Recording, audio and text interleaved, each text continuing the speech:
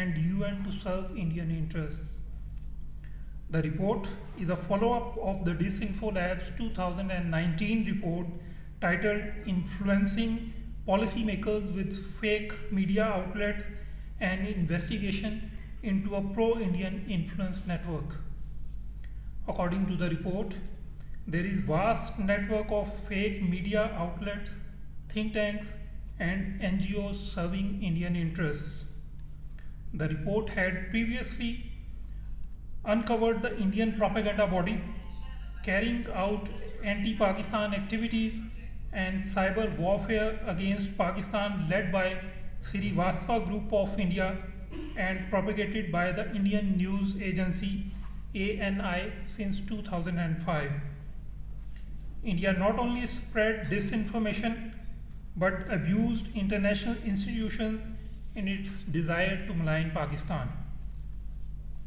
The Indian actors carrying out the latest malicious operation resurrected more than 10 defunct Human Rights Council accredited NGOs registered with the names of deceased analysts and experts, created hundreds of fake journalist identities, generated more than 750 media outlets, and registered more than 550 fake domain names.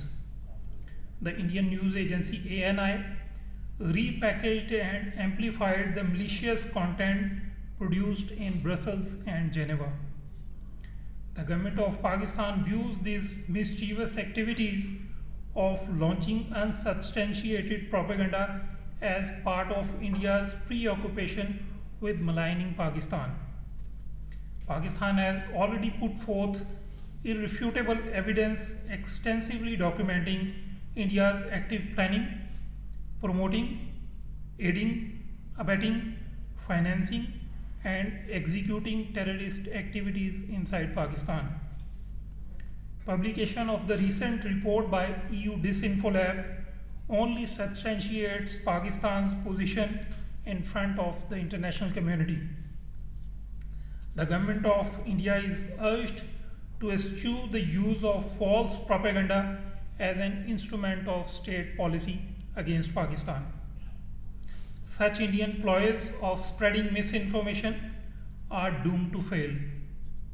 By spreading such falsehoods, India can neither cast a shadow on the international stature of Pakistan nor can divert the attention of the international community from India's horrendous human rights record. Instead of wasting more time in peddling falsehoods and fake news, India would be well advised to put its house in order and take care of its own issues of poverty, grave human rights violations, exploitation of minority rights, and rising radicalism. The expose on Indian disinformation campaign by EU Disinfo Lab requires global attention. We believe that India's subversive activities against Pakistan have been ignored for far too long. Separately, Pakistan strongly condemns the arrests of Muslim youth in India under the newly promulgated discriminatory and inhuman law which penalizes members of the religious minorities to marry as per their own free will. This law is further manifestation of the mindset of Hindu supremacist RSS BJP regime, which takes pride in degrading and humiliating minorities, particularly Muslims in India, and relegating them to second-class citizens. Pakistan calls upon the international community to take note of such steps by the RSS BJP regime, which are fueled by its hatred of minority communities in India.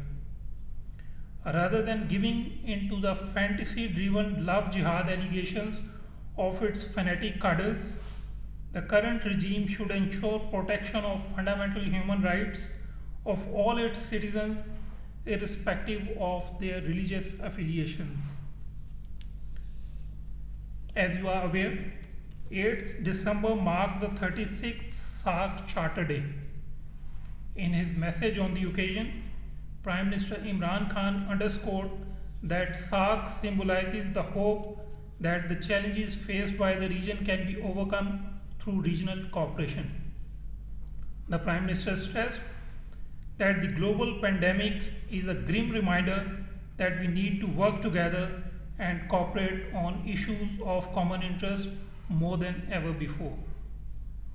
The Prime Minister reiterated that it is only through adhering to the principles of sovereign equality and mutual respect among member states that we would be able to utilize the true potential of SAARC and achieve our cherished goal of a prosperous and developed South Asia.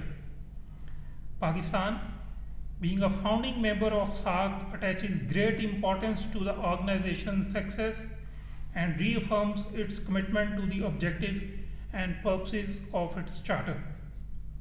The United Nations General Assembly has adopted a resolution co-sponsored by Pakistan and the Philippines on the promotion of interreligious and intercultural dialogue by an overwhelming majority. This resolution is part of Pakistan's global efforts to promote interfaith harmony, tolerance, respect for each other's religion and values, and peaceful coexistence. The resolution welcomes the Kartarpur initiative by Pakistan, referring to it as a landmark initiative for interreligious and intercultural cooperation for peace.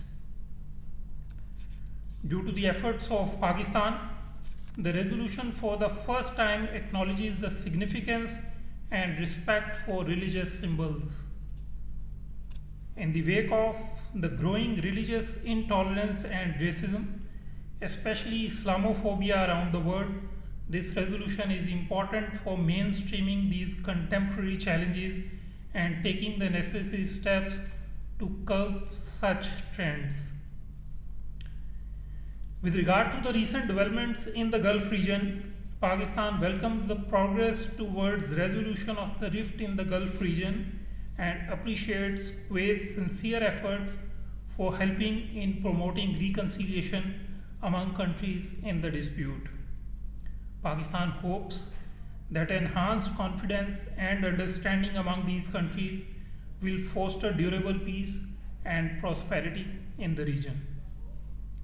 Now, coming to the situation in Indian illegally occupied Jammu and Kashmir, the Kashmiris are continuously subjected to a brutal military siege and inhuman restrictions for 493 days since India's illegal and unilateral actions of 5th August 2019. In brazen manifestation of state terrorism, the Indian occupation forces yesterday martyred 3 more Kashmiri youth in Pulwama district of IIOJK. It is documented that 95,728 innocent Kashmiris have been extrajudicially killed by the Indian occupation forces in fake encounters and staged cordon and search operations since January 1989.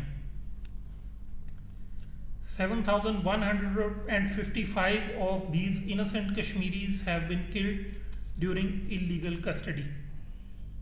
During the same period, 161,163 civilians were arrested, 110,376 houses and structures were destroyed, and 11,231 women were molested by the Indian occupation troops.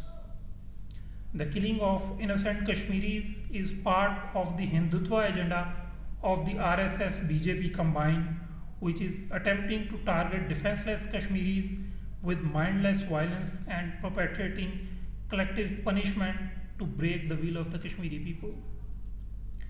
Afraid of the struggle of Kashmiri people for their inalienable right to self-determination, a right enshrined in international law and numerous United Nations Security Council resolutions, the BJP government is desperately trying to malign the indigenous Kashmiri freedom movement. Having failed to subjugate the Kashmiri people despite unabated extrajudicial killings, custodial tortures, burning and looting of Kashmiri houses, and perpetration of worst human rights violations, the Indian deep state has now started peddling fake news alleging transfer of foreign fighters to IIOJK. The completely baseless allegations and fabrications of so-called foreign fighters from Syria serve only to further illustrate the virulent anti-Pakistan tirade that is the hallmark of RSS BJP dispensation. Pakistan calls upon the international community, including the United Nations, human rights organizations, and the global media, to hold India accountable for its crimes against the Kashmiri people. The world community must also work for peaceful resolution of the Jammu and Kashmir dispute in accordance with the relevant UNSC resolutions and the wishes of the Kashmiri people for durable peace and stability in South Asia. With this, I thank you very much for your attention, and I'm happy to take any questions on these or other foreign policy related developments.